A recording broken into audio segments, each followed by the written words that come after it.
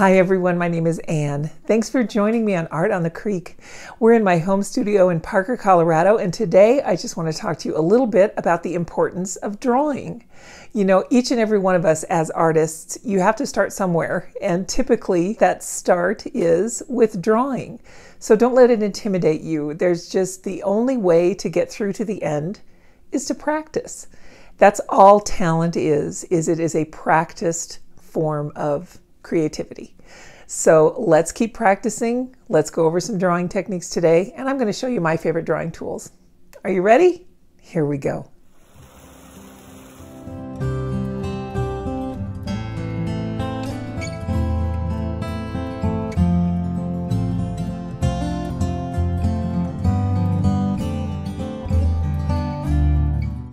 This is my favorite sketchbook. It is the Strathmore Tone Tan.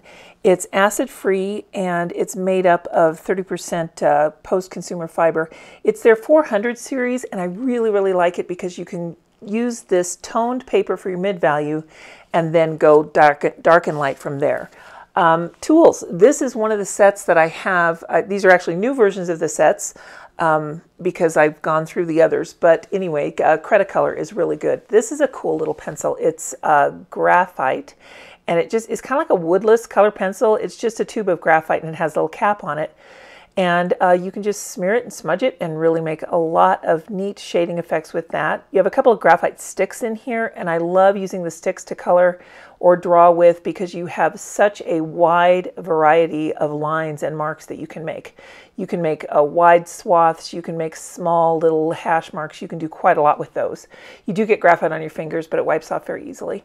There are an abundance of drawing sets available, and in fact, you really don't even need to do that. You could do all of this with just a click pencil that you get from your school supply aisle, so don't feel you have to rush out and buy anything. These are just sets that I like to have on hand, and like I said, I was telling you, I went through the majority of the other sets, so these are recently replaced.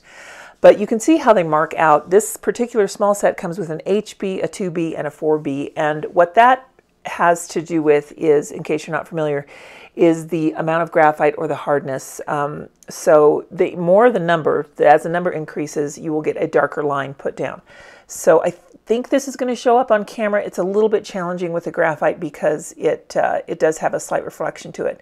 But I think you can see from the HB down here to the 4B that the HB is a little bit lighter in deposit. Then you are given this leather that comes with it. And there we go. I just had to find the little thing where it opened. It's kind of like suede on one side and smooth leather on the other side. The leather that I typically use is the tip of my finger, but you know, you can use a tissue, you can use a Q-tip. There's so many things you can use to blend, and of course this will keep your fingers from getting dirty. You can also use this to wipe off your pastels or your graphite or charcoals.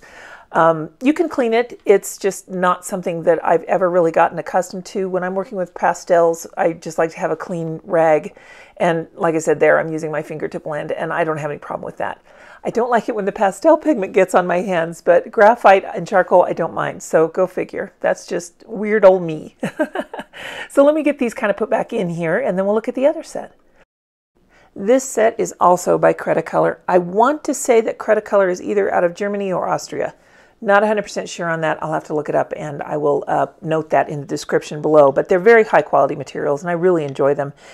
These are oil pencils, and the thing with oil pencils, you can just use colored pencils. But I've just learned with these, with a set very much like this.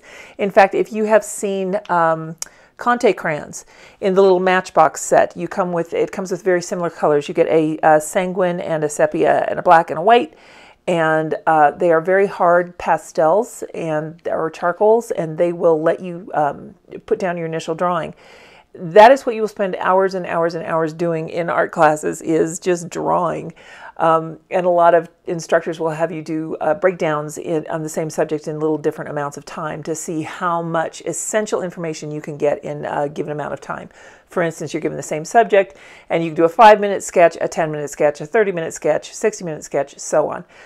This has a really cool set, though. It comes with all of those wax pencils, or excuse me, the oil pencils, which are the white, the sanguine, and sepia. And in this one, I was supposed to get a sepia light and a sepia dark, I think, but it came with 2 lights, so that's fine. I don't mind. I will use it. I go through these things like crazy.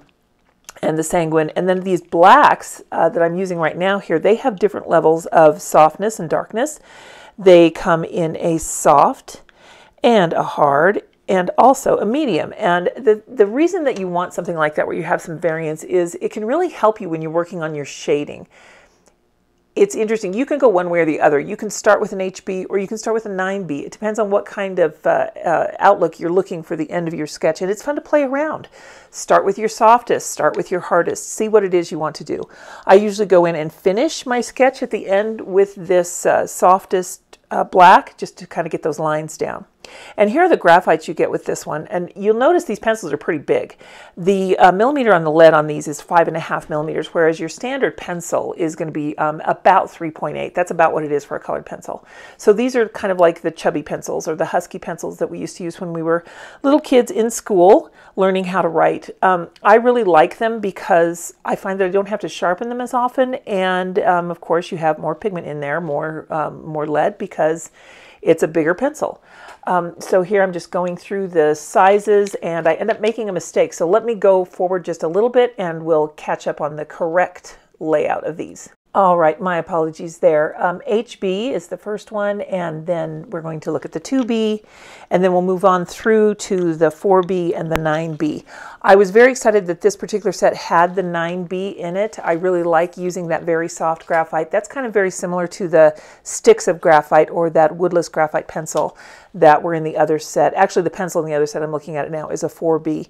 I'm thinking of a different one that I have. I have so many drawing implements. You can get just like sticks of graphite and then a holder that will hold on to it, and you can just use that. I really like this other one in the other set though, because all you have to do is just sharpen it and you're good to go. These chubby pencils fit in my electric pencil sharpener, which makes life very, very easy. All of these blend very well. They smudge, they smear, and oh, there's my dog. Was a couple years ago I played tic-tac-toe with her, and she actually beat me.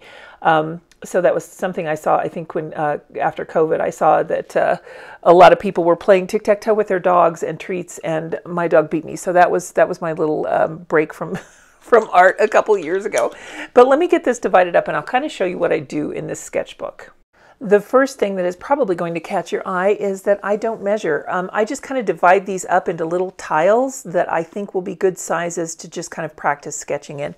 And when I sit down every single day, when I come down here to work on my art at my studio desk, I will do some sketching. If I haven't done any the night before, if I want to do some more today rather, then I will sit down and do some sketching in these sketchbooks. The Tone Tan, they come in different sizes, but I really like this larger 9x12 size to just keep in my studio for this reason, that I can divide it up and make a bunch of little sketches.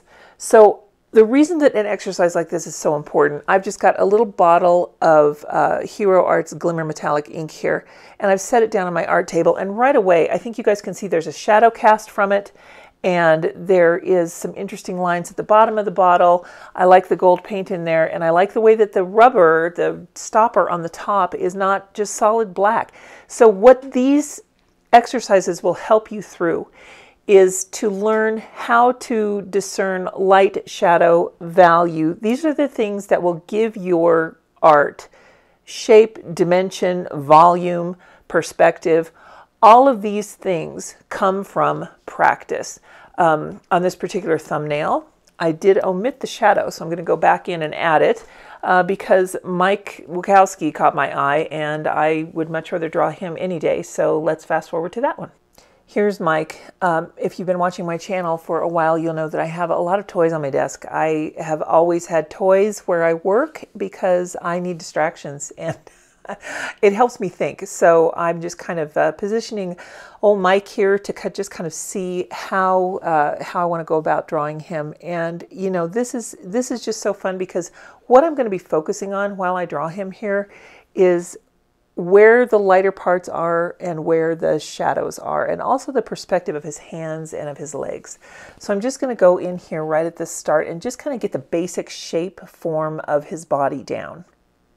This is another really good way to learn how to draw hands. If you have any kind of model, now of course this is extremely small. You can buy the hand wooden models, or you can just use your own hand, which is really really your best bet. It's free. You've already got one. Go ahead and draw it. And if you don't like your hand, use your child's hand. Use your sister's hand, your brother's hand. Ask your mom or dad to pose for you.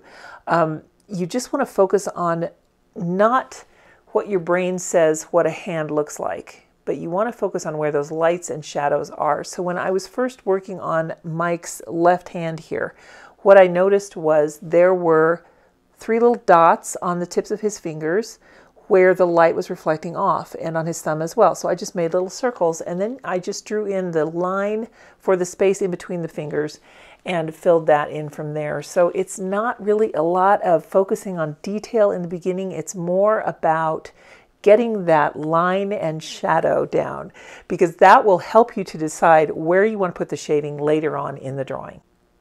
And the advantage of working with toned paper is you already have one of your values down. So you could consider that your mid value and then go lighter and darker from there.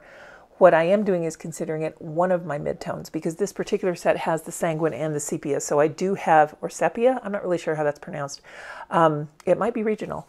At any rate, you can use the sepia in tandem with the sanguine and the tone of your paper to create different levels of those midtones. And I really do enjoy doing that. And that's kind of what I was doing there with the left side of him. Of his left side, our right side, is where the light is shining. So now I'm going back in to really darken the deepest shadows, not really too intensely, but just shade a little bit more.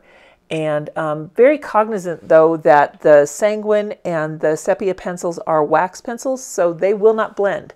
So you want to remember that when you're drawing, if you're using colored pencil, that you're not going to be able to shade naturally by blending those, but you can shade with pressure and different strokes, different ways of holding your pencil. So there's an awful lot you can do. One of my favorite ways to shade is just with a Q-tip. I keep a little can, or what is it? It's like a little porcelain thing from my kitchen that broke. So I can't really use it to serve anymore, but I can use it to hold things. So it is down here holding my Q-tips. And I just use these to blend. And what's so nice is that you're blending that graphite over the oil pencil so that you do get a little slight layer of sheen over that oil pencil. Now, none of this is going to be anything that you're going to share or show. It's just something that you can really play with your art supplies and enhance what your knowledge is at the moment. Increase that. Get your brain warmed up. Get your hands warmed up. Get that level of shading, perspective, form. Get it all down. Your lines, your mark making, everything before you go to paint, before you go to draw whatever it is you really want to work on that day. If you have these little practice sessions, it will really help you to remember, oh, okay, well, if I shade this line first, then I can bring that shading into the painting in such a way, or maybe I can go in with some oil pencil first, such as a colored pencil or an oil pastel, and create a resist so that my watercolor will flow over it that way. There's just so much you can do. And sketching like this every day, and particularly before you work, really does remind you of those basic skills, and it helps you to make a better final piece. You know, when we're painting, I often say how you work on one area and you realize you need to go back and add to a different area. Well, the same thing happens when you're drawing. I got a little more shadow on our left, his right, and then I realized I needed to increase the midtones. This exercise is so valuable in helping you to really make those fine-tune adjustments. And here I'm going in with the white to create the highlights. This particular white pencil is very, very subtle. It does lay down pigment, it does work for you, but if you want to see more of a vibrant white, I would add a pastel pencil to your drawing set, just a simple white pastel pencil. If you're using it in your sketchbook here, it doesn't need to be anything special. Just get whatever one is the least expensive, and you'll have a good time with it.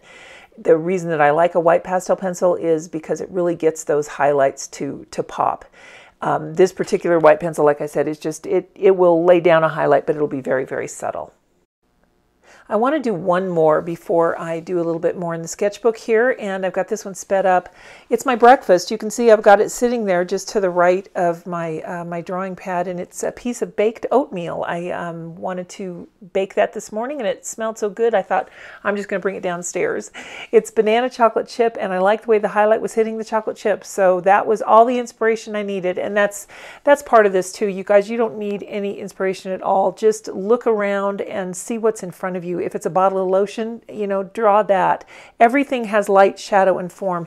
Anything that's three-dimensional will really help you to increase your skills as an artist.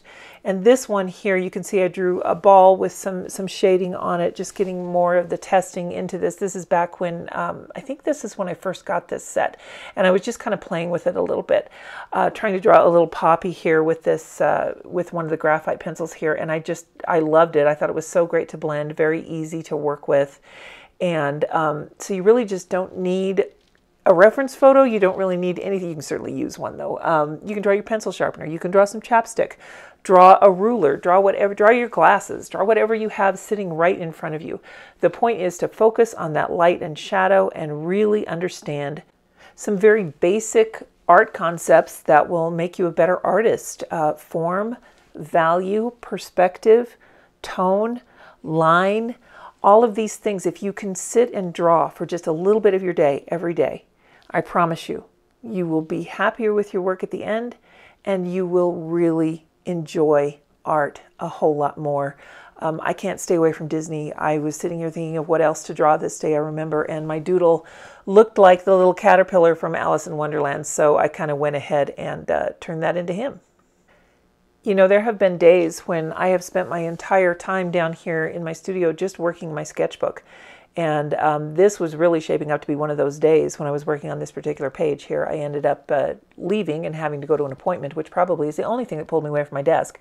But you can see how a white pastel pencil really adds a certain kind of a pop to what you're working on in your sketchbook. So these sketch sets, the X Sketch and this other Cretacolor set, really enable you to make some fun drawings. Lately, I have been sharing with you some of my participation in the Sennelier Monday Live.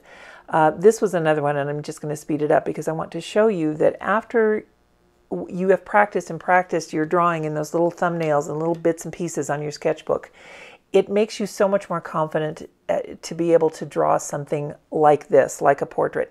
This isn't the best one I've ever done.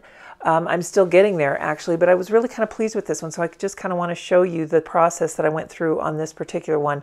There's a lot of changes that I wish I had made, but you can kind of see how this drawing set works in action on a bigger piece.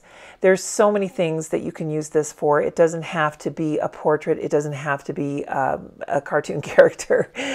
Like I said, you can just draw, like for instance here, I could have just drawn my laptop. Whatever you find that has light, shadow, and form.